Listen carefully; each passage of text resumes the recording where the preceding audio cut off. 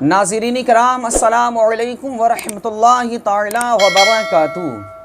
आज का सवाल ये है कि लड़के ने अपनी माँ के अलावा जिस औरत का दूध पिया है तो ये लड़का उस दूध पिलाने वाली औरत की बेटी से शादी कर सकता है या नहीं।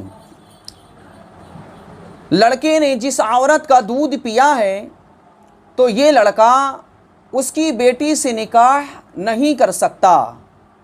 इस लड़के के लिए उस औरत की बेटी से निकाह करना हराम है, इसलिए कि लड़के ने जिस औरत का दूध पिया है तो वो औरत इस लड़के की रज़ाई माँ हो गई और उसकी बेटी इस लड़के की रज़ाई बहन हो गई, और रज़ाई बहन से निकाह करना हराम है।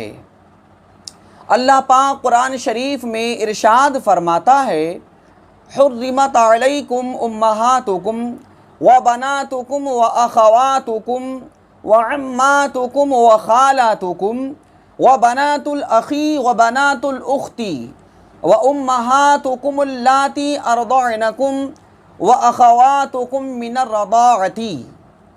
हराम कर दी गई तुम पर तुम्हारी माएँ और तुम्हारी बेटियाँ और तुम्हारी बहनें और तुम्हारी फूफियाँ और तुम्हारी खालाएँ और तुम्हारी भतीजियाँ और तुम्हारी भांजियाँ और तुम्हारी वो माएँ जिन्होंने तुमको दूध पिलाया और तुम्हारी दूध शरीक बहनें।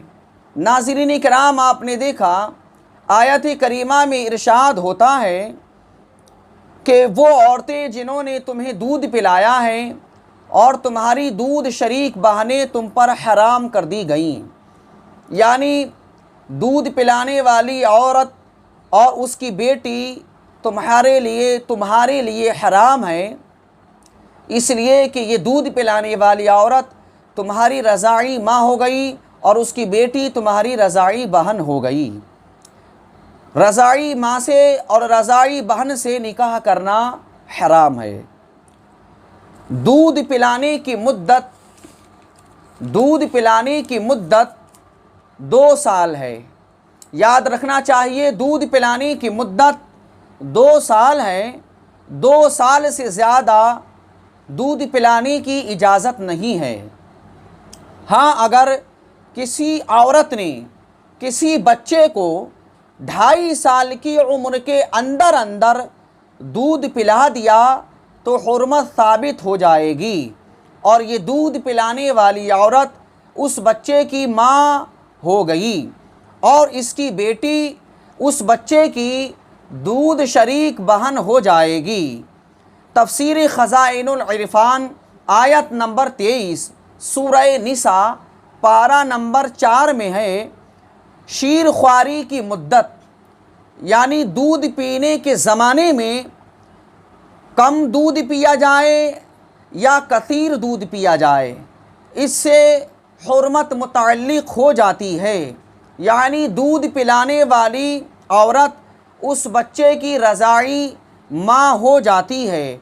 इसमें असल हदीस ये है कि रज़ा से यानी दूध पिलाने से वो रिश्ते हराम हो जाते हैं जो नसब से हराम हैं।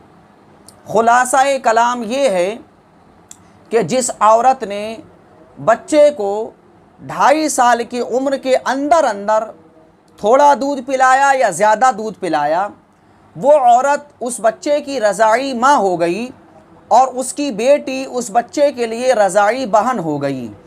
और अल्लाह पाक फरमाता है कि रज़ाई माँ से और रज़ाई बहन से निकाह करना हराम है।